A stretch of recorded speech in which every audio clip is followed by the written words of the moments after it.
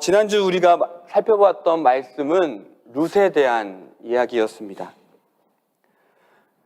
룻은 고백을 통해서 하나님이 생명의 주관자이심을 선포했습니다. 그리고 그 고백에 합당하게 하나님께로 돌아왔지요. 하지만 하나님께로 돌아왔지만 그 현실은 너무나도 참혹했습니다. 당장 먹고 살 문제가 그들 앞에 펼쳐져 있었죠.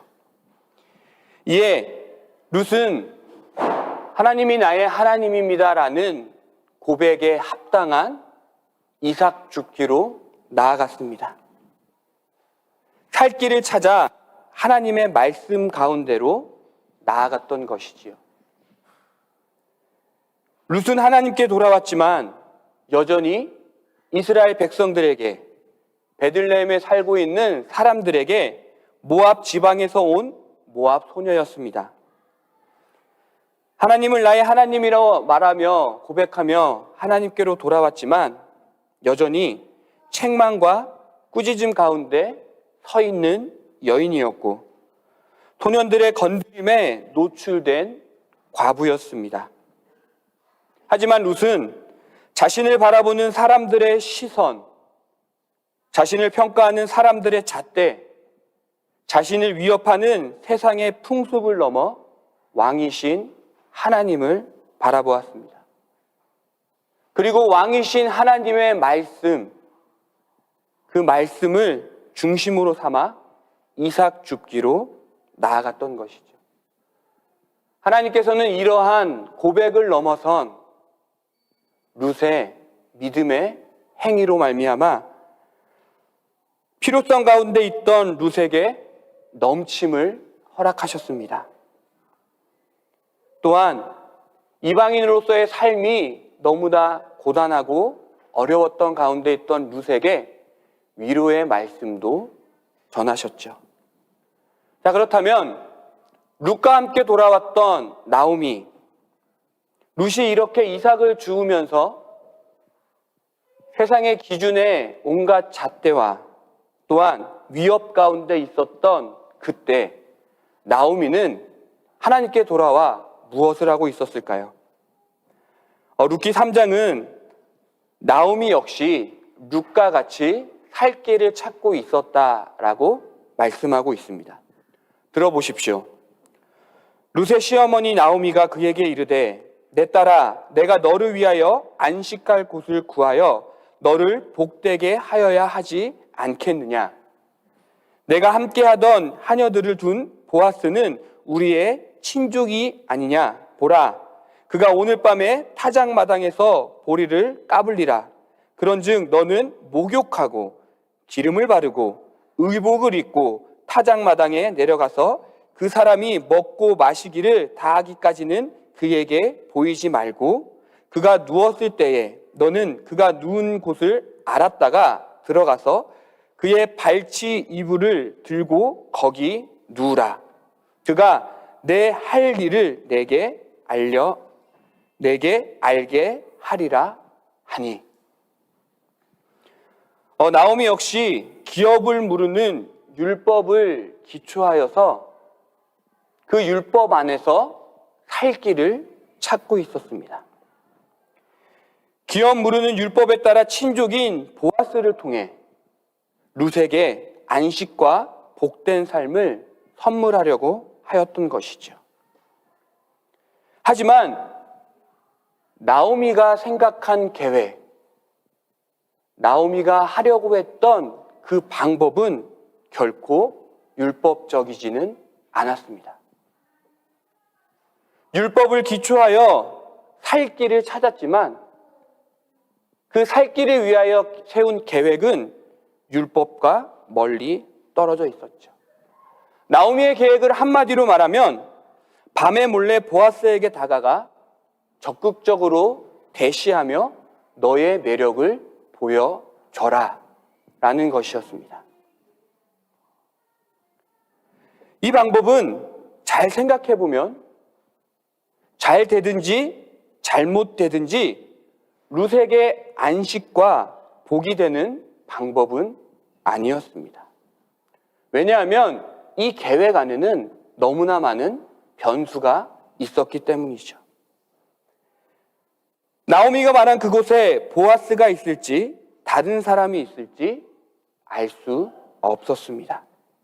또한 보아스를 향해 나아가는 그 길 가운데서 룻이 누구를 만나게 될지, 혹은 룻이 보아스에게 들어가는 그 장면을 어떤 이가 보게 될지 알 수 없었기 때문이죠.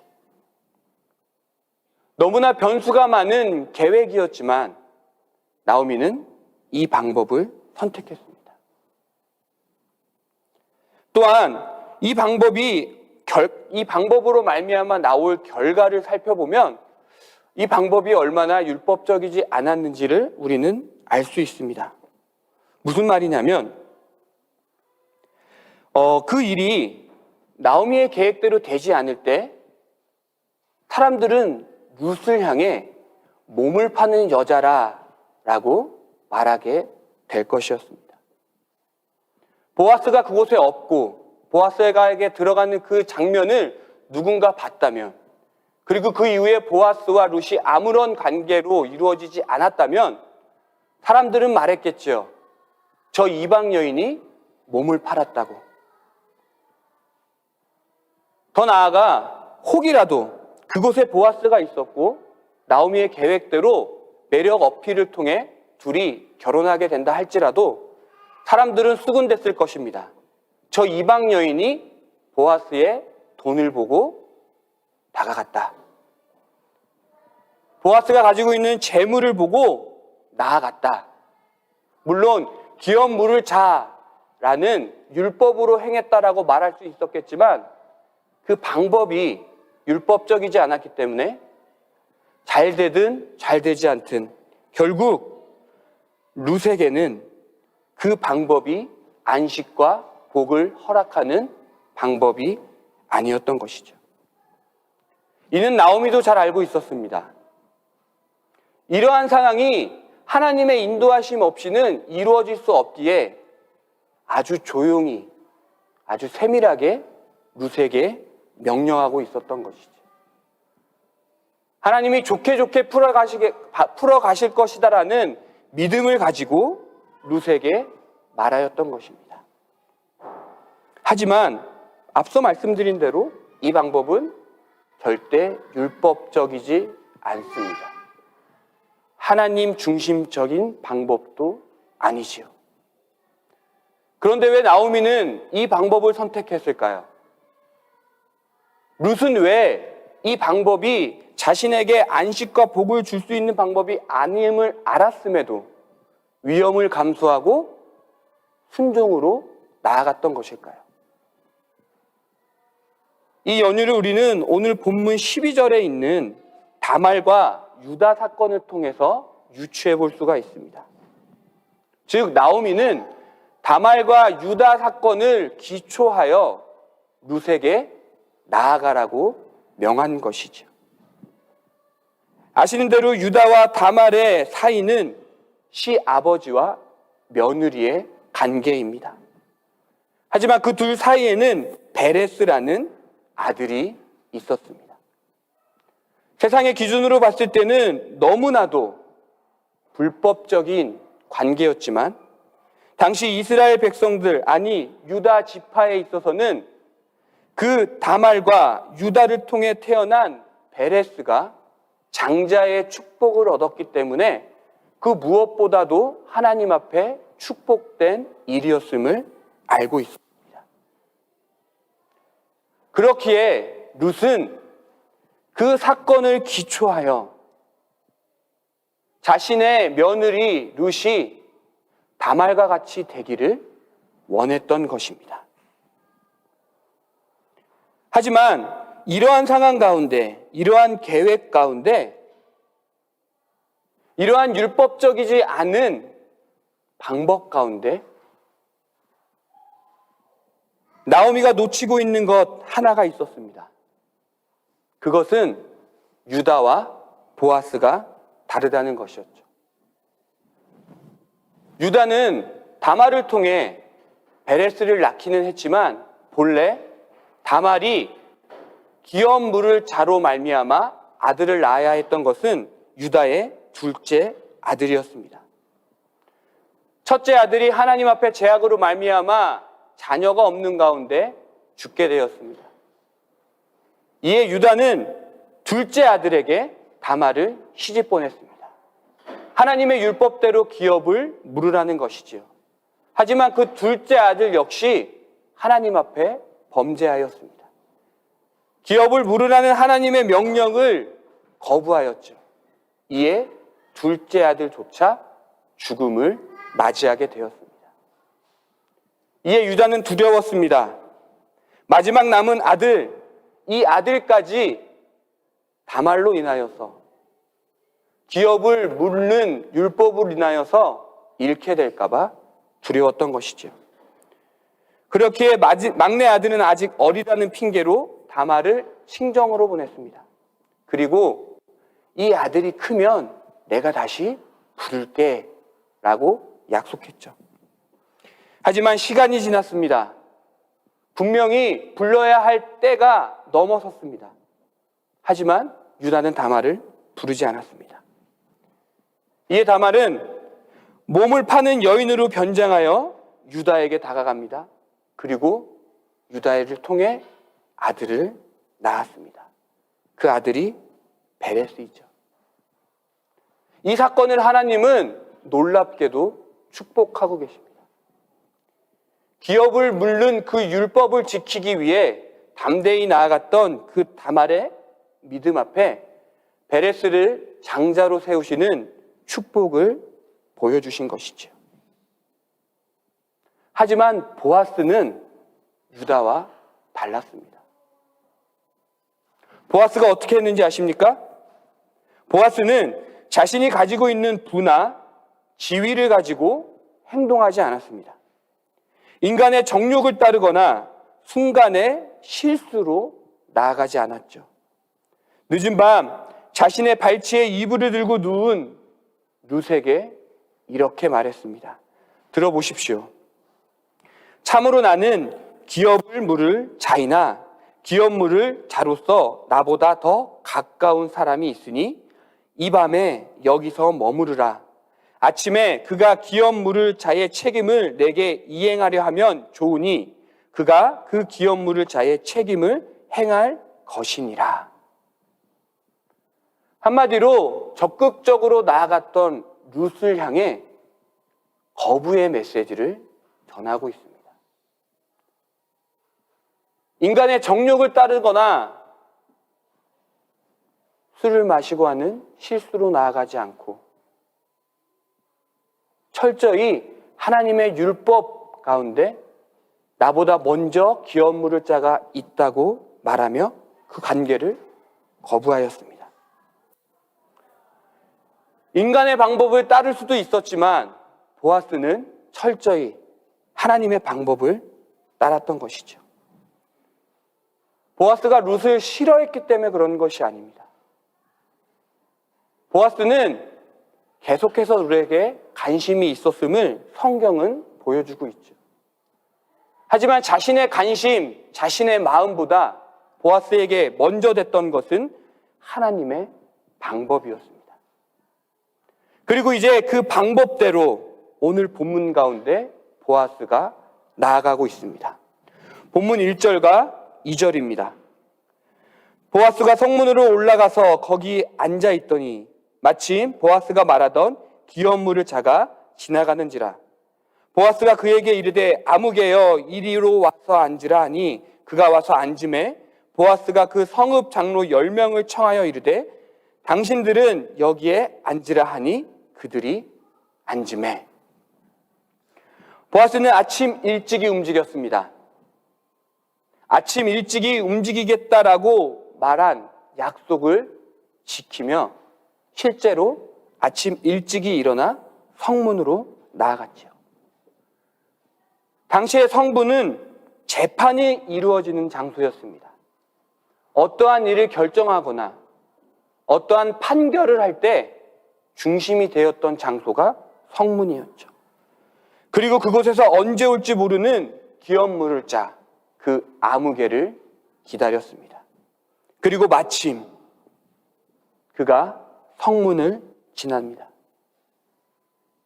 이에 보아스는 그 아무개를 부릅니다. 이리 와서 앉으라. 그 아무개가 자리에 앉자 이제 바로 장로 10명을 초청하고 있습니다. 이는 바로 재판이 이루어질 수 있도록 체계적으로 세밀하고 철저하게 나아가고 있는 보아스의 모습을 대면하는 장면입니다. 그리고 그렇게 정식 재판이 열린 이후에 보아스는 이제 그 안건을 말하고 있습니다. 그 안건은 엘리멜렉의 소유지에 대한 기업물을 첫 번째 되는 자에게 그 기업을 물을 것이냐라는 안건이었습니다. 이것이 본문 4절에 기록되어져 있죠. 이에 그 아무개는 내가 물으겠다라고 말합니다. 그러니까 엄밀히 말하면 재판은 끝난 것입니다. 첫 번째 기업을 물어야 하는 그 아무개가 내가 그 기업을 물으겠다라고 말하는 순간 그 재판은 끝. 하지만 보아스는 그 대답을 듣고 난 이후에 이렇게 묻고 있습니다. 본문 5절입니다. 보아스가 이르되 내가 나오미의 손에서 그 밭을 사는 날에 곧 죽은 자의 아내 모압 여인 루색에서 사서 그 죽은 자의 기업을 그의 이름으로 세워야 할지니라 하니. 내가 물으겠다라고 말한 그 아무개에게 벼랑간 룻이라는 인물을 이야기하고 있습니다. 당신이 기업을 물을 것이면 룻을 책임져야 하고 그 룻을 통해 자녀를 낳아 그 엘리멜렉의 기업이 이어질 수 있게 해야 한다고 말한 것이죠. 이에 그는 말합니다. 본문 6절입니다. 그 기업물을 짜가 이르되 나는 내 기업에 손해가 있을까 하여 나를 위하여 물으지 못하노니 내가 물을 것을 내가 물으라. 나는 물으지 못하겠노라 하는지라. 룻이라는 이야기가 나오자, 모압 여인 룻에 대한 안건이 나오자 이 아무개는 말을 바꿉니다. 나는 물을 수 없다. 내 기업에 손해가 되기 때문에. 여기서 우리는 이런 질문을 하게 됩니다. 왜 보아스는 처음부터 룻에 대한 얘기를 빼먹었을까요? 왜 처음부터 룻에 대한 얘기를 하지 않고 내가 물으겠다라고 말한 그 아무개에게 그때 돼서야 룻이라는 존재를 얘기했던 것일까요? 여기서 우리는 보아스의 지혜로운 모습을 발견하게 됩니다. 그것은 바로 이익과 손해의 기준점을 제시하기 위함이었기 때문이죠. 처음부터 룻에 대해서 얘기하면서 기업을 물을 것이냐라고 묻는다면 그 아무개는 이익만 생각하게 됩니다. 룻을 통해 얻은 아들이 장성할 때까지 그 땅으로 말미암아 얻게 될 이익만 생각하게 되죠. 그러니까 더 이상 손해볼 게 없는 것입니다. 하지만 보아스가 질문한 대로 두 번에 걸쳐서 두 번째 때 룻이라는 인물을 제시하게 되면 그때는 그 기준이 완전히 바뀝니다. 처음에 기업물을 짜가 책임져야 할 여인은 나오미였습니다. 하지만 나오미는 나이가 많아 아이를 가질 수 없었죠. 그 얘기는 이익밖에 없다라는 것입니다. 이 아무네에게. 왜냐하면 나오미는 아이를 낳을 수 없고 아이가 없으면 그 땅이 자기에게 속하기 때문이죠. 그러면 이익밖에 없음을 알게 됩니다. 하지만 그 이후에 룻이라는 존재를 알게 되면 자신이 처음 정했던 그 기준보다 손해가 되기 때문에, 기업의 손해가 있기 때문에 거절할 수밖에 없게 만든 것이지요.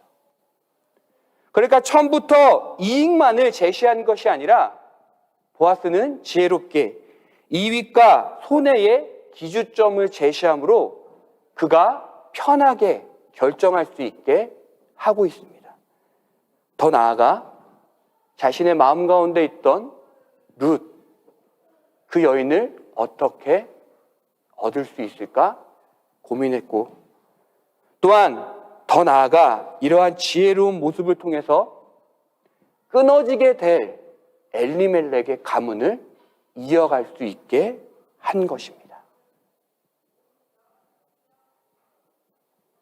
하나님의 가문으로서, 유다 지파의 족속으로서 이어가야 할 그 가문을, 하나님 나라 백성으로 살아가게 될 그 축복을 끊어지지 아니하게 지혜롭게 대처하며 나아갔던 것이죠. 그렇습니다. 보아스는 이 기업 물을 율법 앞에 유다와처럼 피하고 두려워한 것이 아니라 부지런히 움직였고 때를 기다렸고 섬세히, 그리고 세밀히, 그리고 철저히 준비하며 나아갔습니다. 그러면서 지혜롭게 대처했고 자신이 맡아야 할 기업 물을 자의 그 역할을 성실히 감당하며 나아갔습니다. 그리고 오늘 성경은 마침이라는 단어를 통해서 이러한 부지런함과 때를 기다림과 섬세함과 세밀함과 철저함과 지혜로움과 성실함 가운데 세운 그 계획이 하나님의 역사하심, 하나님의 인도하심, 하나님의 이끄심이었음을 우리에게 전하고 있습니다. 그리고 그 결과로 말미암아 본문 13절은 결혼과 함께 그 기업 물을 아들, 그 족속이, 그 지파가, 그 가문이 끊어지지 않게 할 아들이 태어났음을 선포하고 있습니다. 또한 더 나아가 마지막 절인 22절에서는 그 인물이 이새 그리고 다윗의 족보로 연결되어진다라고 우리에게 말씀하고 있습니다.